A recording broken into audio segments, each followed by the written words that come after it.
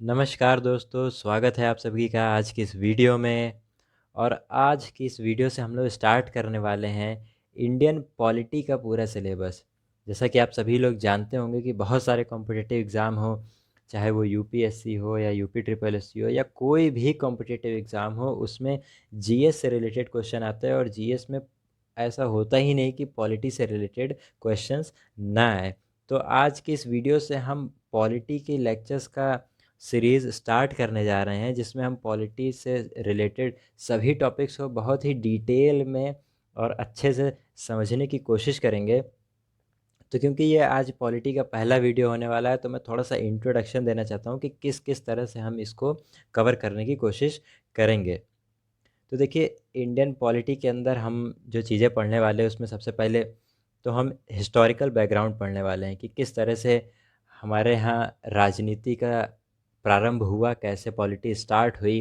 क्योंकि जब ब्रिटिशर्स थे इंडिया में, तब भी कुछ लॉ, कुछ एक्ट हुआ करते थे।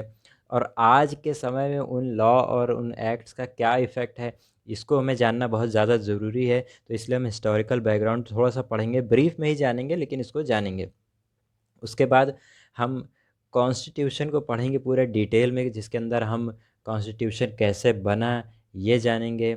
उसके अलावा कॉन्स्टिट्यूशन में से हम फंडामेंटल राइट्स क्या हैं, हमारे फंडामेंटल ड्यूटीज़, प्रिएम्बल, इन सभी चीज़ों को हम कॉन्स्टिट्यूशन के अंदर कवर करेंगे। और उसके अलावा जितनी भी चीज़ें कॉन्स्टिट्यूशन से रिलेटेड, वो सभी चीज़ें इन डिटेल हम कवर करेंगे। उसके बाद हम सिस्टम ऑफ गवर्नमेंट पढ़ेंगे, जिसके अंदर हम पार्लियामेंट्री सिस्टम पढ़ेंगे। उसके अलावा फेडरल सिस्टम जो होता है हमारा, कैसे हमारे स्टेट के अंदर काम होता है, वर्किंग क्या होती है लोगों की, कैसे है जो भी नियम कानून बनते हैं उनको लागू कैसे किया जाता है, कैसे उन पे काम किया जाता है, इन सभी चीज़ों को हम सिस्टम ऑफ गवर्नमेंट के थ्रू समझेंगे।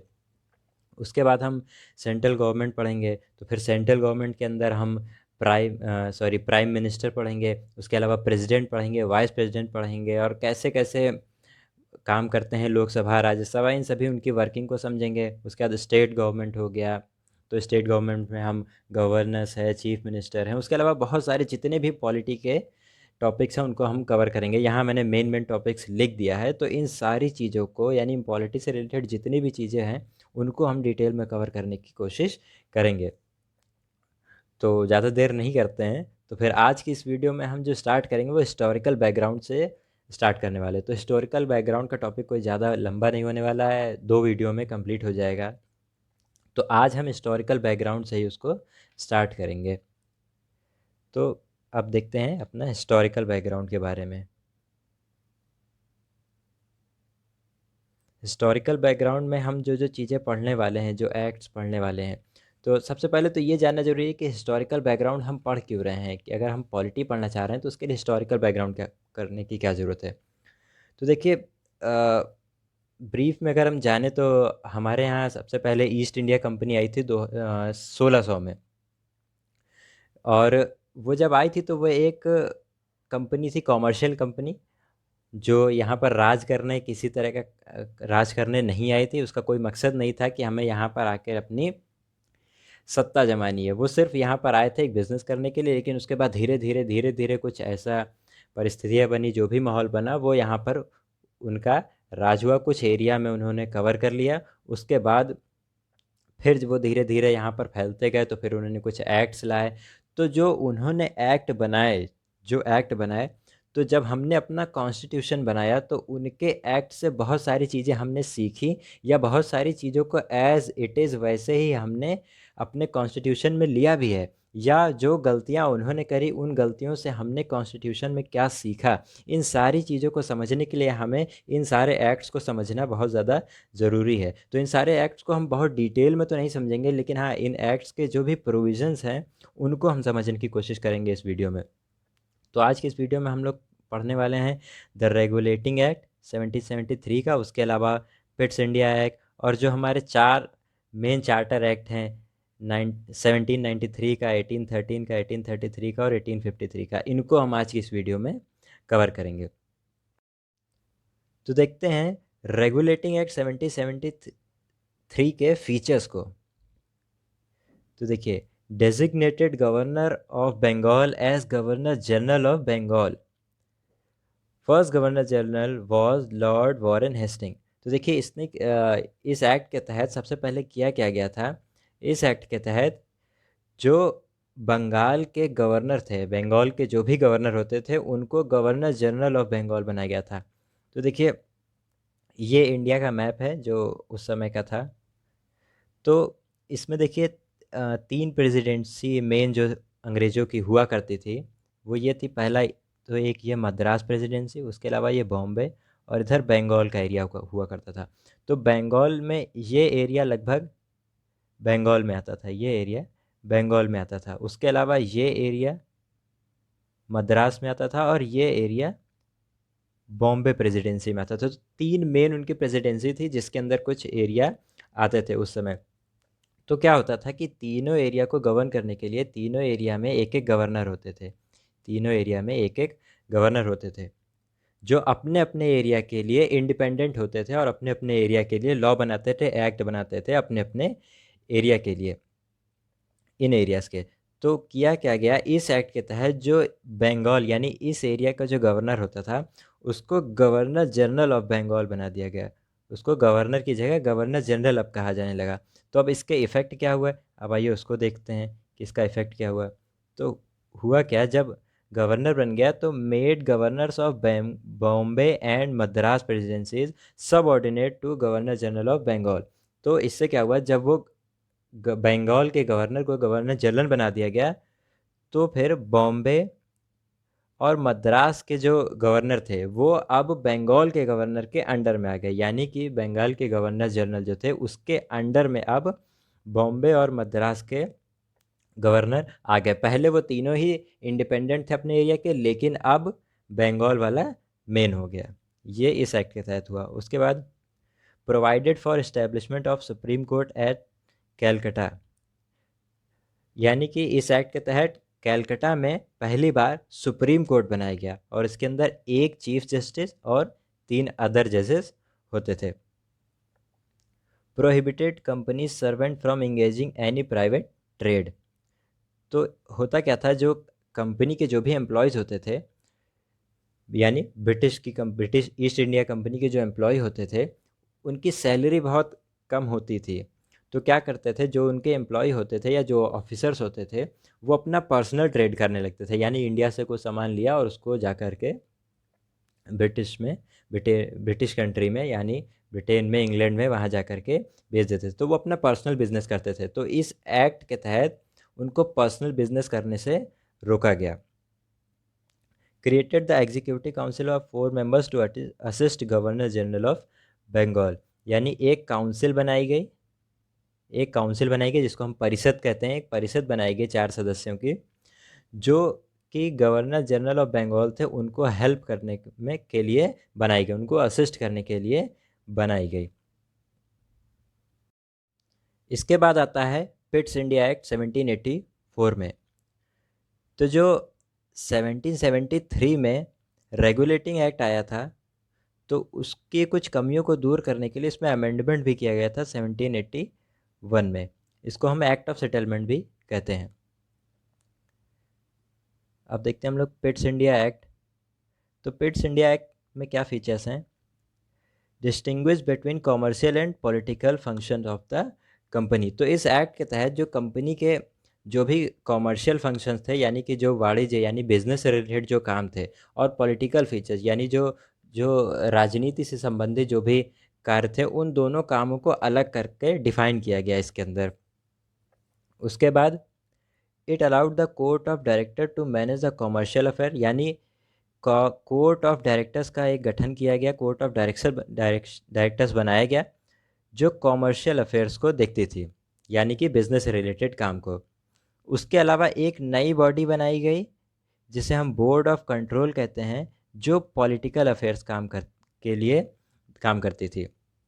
यानी इस तरह से उन्होंने एक डबल गवर्नमेंट चालू की, यानी कि उन्होंने 2 तरह के बोर्ड बना दिए। एक एक को हम कहते हैं कोर्ट ऑफ डायरेक्टर्स जो कि कॉमर्शियल अफेयर देखती है, और एक बोर्ड ऑफ कंट्रोल जो कि पॉलिटिकल काम को देखती थी। अब इसका सिग्निफिकेंस देखते हैं। तो first time companies territories in India were called British position in India, यानी पहली बार जो कंपनीज़ ने, अभी तक जो भी कंपनी के एरिया होते थे उसको कंपनी का एरिया बोला जाता था, कंपनीज टेरिटरीज़ कहा जाता था, लेकिन पहली बार इस एक्ट के तहत कंपनी ने इनको ब्रिटिश पोजीशंस कहा, यानी अब वो धीरे धीरे इसको अपना एरिया, ब्रिटिश का एरिया कहने लगे थे। यहाँ से धीरे धीरे वो इंडिया में धीरे धीरे अपने पाँव पसारने लगे थे। British government was given the supreme control over the company's affair and its administration in India। और यहाँ से कंपनी के जो भी कंपनी के ऊपर कंट्रोल था वो डायरेक्ट अब जो है वो ब्रिटिश गवर्नमेंट के हाथ में आ गया। ब्रिटिश गवर्नमेंट ने सारा कंट्रोल जो है वो अपने हाथ में ले लिया। इसके बाद आता है चार्टर एक्ट 1793 का। तो जितने भी चार्टर एक्ट हैं वो सभी बहुत ही ज़्यादा इम्पॉर्टेंट है। और ये जो था वो ब्रिटिश सरकार का इंडिया में सेंट्रलाइजेशन की ओर एक पहला कदम हम इसको कह सकते हैं, इस एक्ट को। तो by the charter act of 1793 the companies commercial privileges were extended for a further period of 20 years. यानी इस एक्ट के तहत जो कंपनी का कॉमर्शियल प्रिविलेजेस था, यानी कंपनी को जो कुछ विशेष अधिकार दिए गए थे, उन अधिकारों को अगले 20 सालों तक और बढ़ा दिया गया इस एक्ट के तहत। यानी कि 1793 में 20 साल जुड़े, यानी 1813 तक कंपनी के इस जो भी विशेष अधिकार थे, जो कॉमर्शियल प्रिविलेजेस मिले हुए थे, उनको बढ़ा दिया गया। The Governor General was given the power to appoint a vice president to act in his place during his absence from Bengal। यानी कि किया क्या गया, इस एक्ट के तहत गवर्नर जनरल को ये पावर दी गई कि वो एक वाइस प्रेसिडेंट अपॉइंट कर सकता है। क्योंकि गवर्नर जनरल तो एक है जिसको तीनों ही एरियाज़ को कवर करना है, यानी बॉम्बे का, मद्रास का और बंगाल का। तो जब अगर गवर्नर जनरल कहीं और जाता है तो उसके एब्सेंस में ये वाइस प्रेसिडेंट उसकी जगह पे काम करेगा। ये उसको पावर दी गई कि वो एक वाइस प्रेसिडेंट को अपॉइंट कर ले। उसके बाद आता है चार्टर एक्ट 1813 का, 1813 का। यहाँ पर क्या था, by the charter act of 1813, यानी 1813 का जो चार्टर एक्ट था, इसके तहत the company was deprived of its commercial monopoly. तो अभी तक होता क्या था कि जो ब्रिटिश में जब यहाँ पर जितनी ईस्ट इंडिया कंपनी यहाँ पर अपना बिजनेस करती थी, तो इंग्लैंड में जो भी और अदर कंपनियाँ थी, उनको क्या होता था, वो ये कंपनियाँ कहती थी, वो भी डिमांड करने लगी कि हमको भी यहाँ पर बिज़नेस करने का मौका दिया जाए। लेकिन यहाँ पर सिर्फ परमिशन ईस्ट इंडिया कंपनी को ही मिली हुई थी। और ये सारी कंपनियां लगातार ब्रिटिश गवर्नमेंट पे प्रेशर बना रही थी कि हमें भी वहाँ पर जाने का मौका दिया जाए और ईस्ट इंडिया कंपनी की मोनोपोली हटाई जाए। तो उसके बाद ये चार्टर एक्ट लाया गया 1813 में, और इसके तहत फिर ईस्ट इंडिया कंपनी की जो मोनोपोली थी बिज़नेस करने की, उसको 1813 में हटा दिया गया। The East India Company was, however, allowed to enjoy the monopoly of China trade and trade in tea। यानी जो ट्रेड इन टी था, यानी जो चाय का व्यापार था, उसके अलावा जो चाइना से व्यापार होने वाला था, यानी इन दोनों में अभी भी ईस्ट इंडिया कंपनी की मोनोपोली थी। लेकिन बाकी सब बिजनेस के लिए मोनोपोली ईस्ट इंडिया कंपनी की हटा दी गई थी। उसके बाद a sum of ₹1 lakh annually was provided for revival and improvement of literature. यानी यहाँ पर पहली बार ब्रिटिश कंपनी ने 1 लाख रुपए खर्च करने के लिए कहा गया था, इसमें कि 1 लाख रुपए खर्च किए जाएंगे एजुकेशन पे। यानी पहली बार यहाँ से इन्होंने एजुकेशन के लिए भी कुछ कुछ करने की सोची।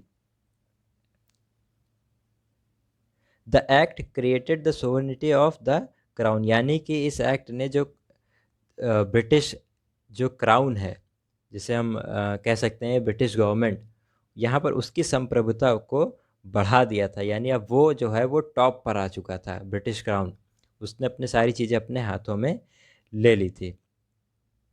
तो चार्टर एक्ट बहुत ही ज़्यादा इंपॉर्टेंट होता है, इससे सवाल भी पूछे जाते हैं। यहाँ पर एक मैंने क्वेश्चन ले रखा है, ये 2019 का यूपीएससी प्रीलिम का क्वेश्चन है, जिसमें चार्टर एक्ट यानी 1813 के चार्टर एक्ट से ही डायरेक्ट क्वेश्चन पूछा गया है। आप इस क्वेश्चन को पढ़ के आराम से समझ सकते हैं। अगर आपने ये पिछली स्लाइड के सारे पॉइंट को कवर किया तो बहुत ही आसानी से आप इस क्वेश्चन को सॉल्व कर सकते हैं। तो आप इसको देख लीजिएगा। इसके बाद आता है चार्टर एक्ट 1833 का। तो यहाँ से ये फाइनल स्टेप था सेंट्रलाइजेशन की ओर से। अभी जब मैंने बताया था कि वो सेंट्रलाइजेशन की शुरुआत हो रही थी, तो यहाँ से एक फाइनल स्टेप था जो सेंट्रलाइजेशन की ओर ब्रिटिश गवर्नमेंट ने बढ़ाया था।